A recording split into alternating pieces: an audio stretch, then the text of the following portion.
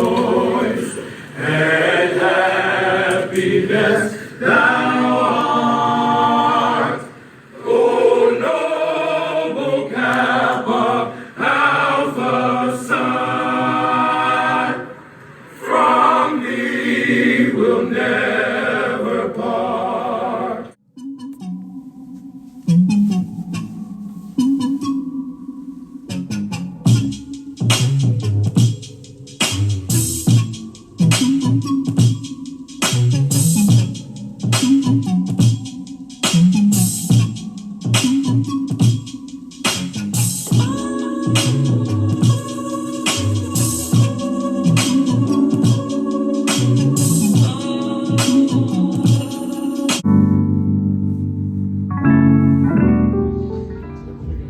Hey, this is Brother Brandon Jackson, Indianapolis Alumni Chapter 502. I'm with Brother Keith Young. Hey, guys, this is a very special weekend.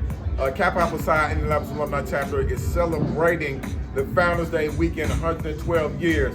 Brother Young, can you tell us why this weekend is so important for Indianapolis Alumni Chapter?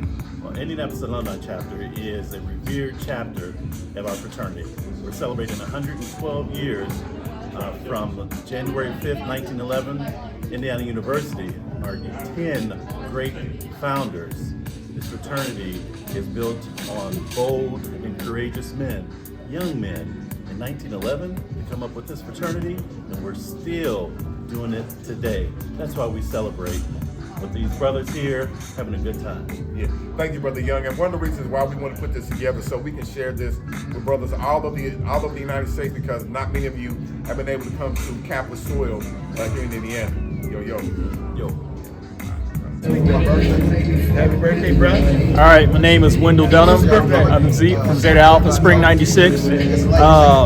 Favorite Kappa moment? Anytime I'm hanging around with the bros, like a moment like today, where we're doing this chili cook-off and taste contest. So, yo. How you doing? How you doing? It's Andre Hart from Red Pie Chapter, Spring 85, Morehouse College. I was asked my greatest Kappa moment. It would have to be when the Newsom Pride Chapter came to the 2011 celebration for 1 year anniversary. Absolutely outstanding. Yo.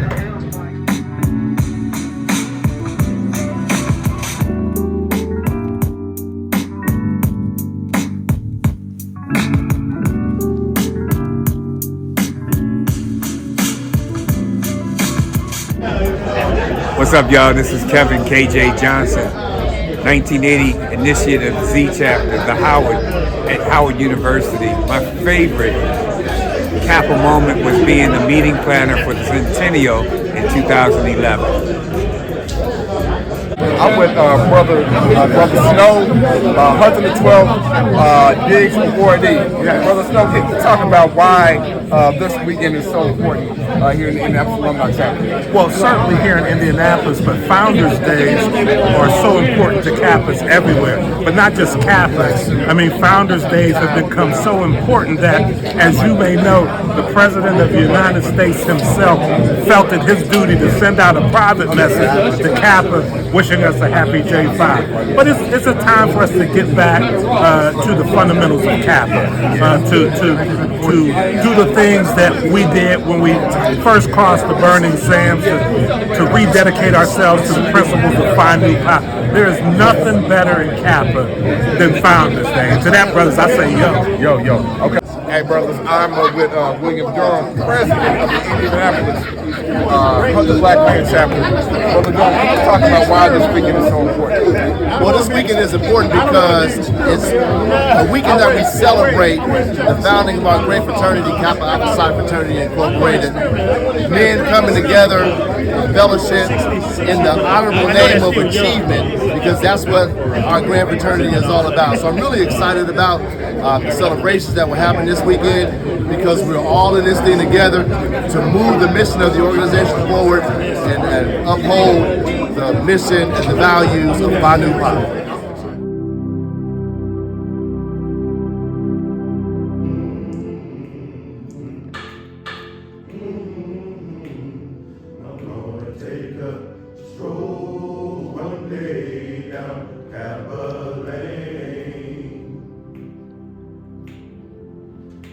hand me down my Kappa cane. I said, hand me down my Kappa cane. I said, hand me down my Kappa cane. Spring 96, I serve humbly as your Paul.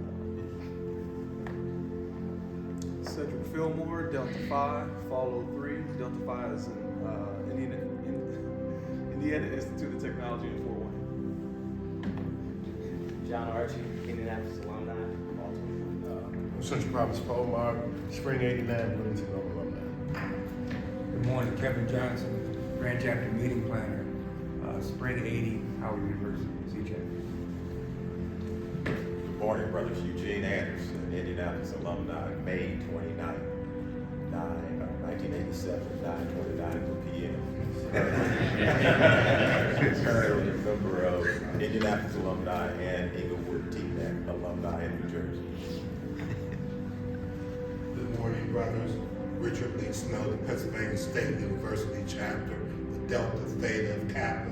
Good to be here. Winter, 1977. But it didn't stop there. At a time when the world was a dark place for Negro men and women, Ezra G. Alexander, Byron Kenneth Armstrong, Henry Turner Asher, Marcus Peter Blakemore, Paul Wayman Kane, George Wesley Edmund, Guy Lewis Grant, Edward Giles Irvin, John Milton Lee picked up the light and continued to use that light to inspire others to service. But brothers, it didn't stop there. When the odds were stacked up against them, against people of color in every way imaginable, Lionel Artis and Irvin Armstrong and William G. Mays and Arthur Carter Sr. and Robert Williams and James Mosby Sr. picked up the light and inspired in such a profound way that the good brothers who knew them bestowed upon them the highest honors of this noble clan. But it didn't stop there. In the face of segregation, Jim Crow, Freedom Summer, Bloody Sunday, Mother Emanuel, modern lynchings, and we have Reuben Shelton and Myron Hardiman and Michael J. Owens and Corlin Kilpatrick and Benny Thompson and Colin Kaepernick and Hakeem Jeffries who continue to carry the light in hopes that the power of the light will dispel the wickedness that represented by the darkness. But it doesn't stop there. Because if the good Lord allows, I hope that one day my sons, Jeffrey III and John Patrick, will look me in my eyes and express the desire to carry this same light long after I'm dead and gone. And hopefully it won't stop there. My brothers in Foundry Pine, we are all challenged to carry on the light that was ignited on that cold January day in 1911.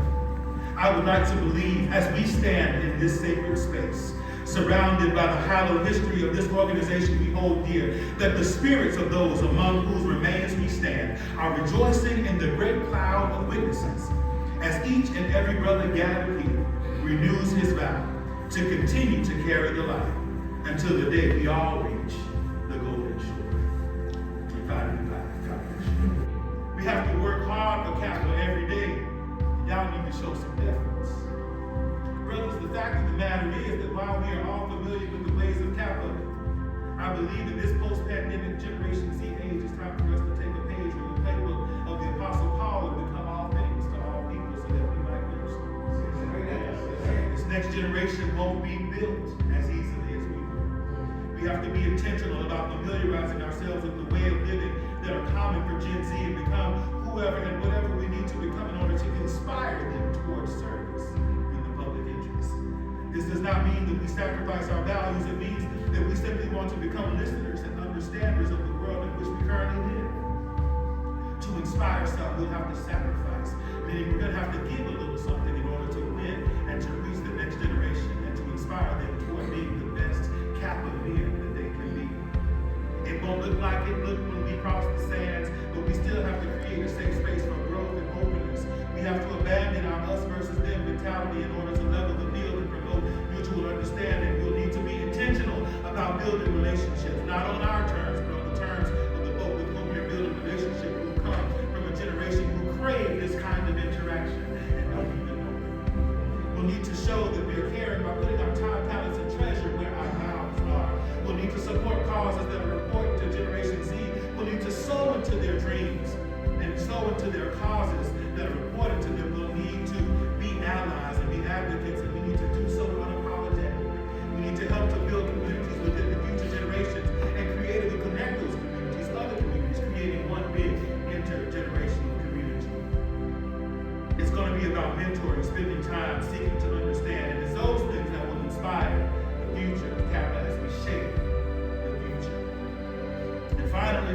brothers, we got to shine our light. When I was training for leadership in the Kappa Alumni chapter,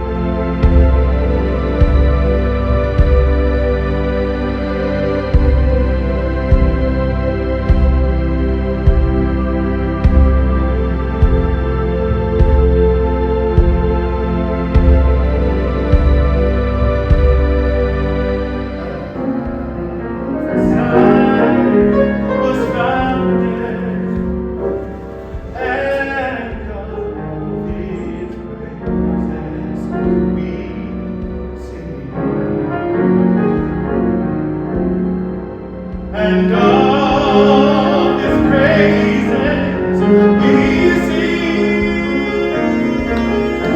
God, our voices to ring, and for me there'll be no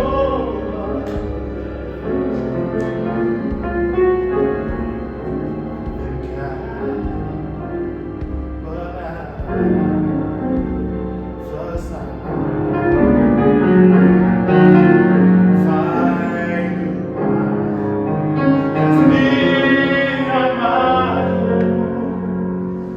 than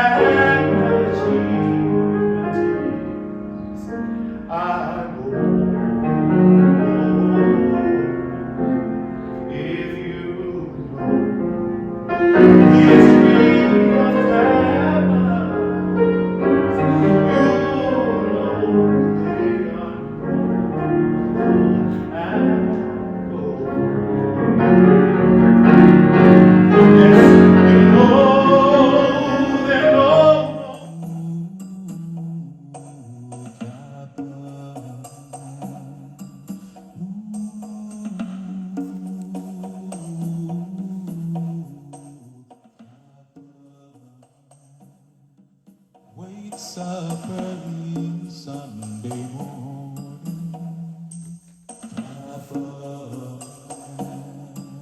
learns his lessons oh so well. Kappa, he will love to. Brother Jackson, Indianapolis Alumni Chapter, fall 2002. I'm with Brother Hardiman, who is, when you think of Kappa in Indianapolis, Indiana, you cannot think about Brother Hardiman. Brother Hardiman, new chapter, 1966. Can you talk about what it meant to you as a Kappa man growing up in Indiana and coming in fraternity here in new chapter?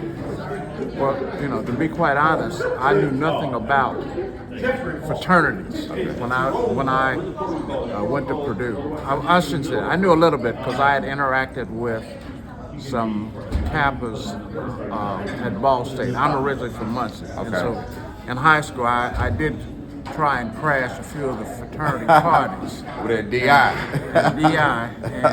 And was not treated very well, so I didn't have a very high thought of fraternities. But as I got to Purdue and started interacting with some other black students, when I got to Purdue, there were 150 blacks there out of over 10,000 students. So we had a very small black population. But I was able to meet and interact with some Kappas who were basically in the same dorm I did. And as I got to know them and saw the kinds of things that they were doing, several of them were in graduate school. They were in a Navy program, and they were working on their masters. But there were a few brothers like Guy Russell, Grass Bailey, Mike Barnes, who played football for Purdue, were there, and they had all been initiated through New Chapter, which is here in Indianapolis at the time, the citywide chapter. And so they won me over, even though I didn't know anything about fraternities or Kappa to any great extent. Brother Hartman, I know you were a young Kappa. What was it like meeting some of the founders who were living when you were a Kappa? It was extraordinary. I had the privilege to actually meet 4 founders. Oh wow!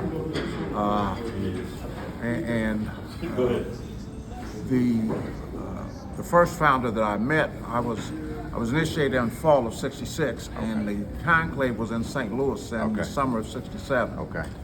And I was the chapter delegate and had the privilege to attend.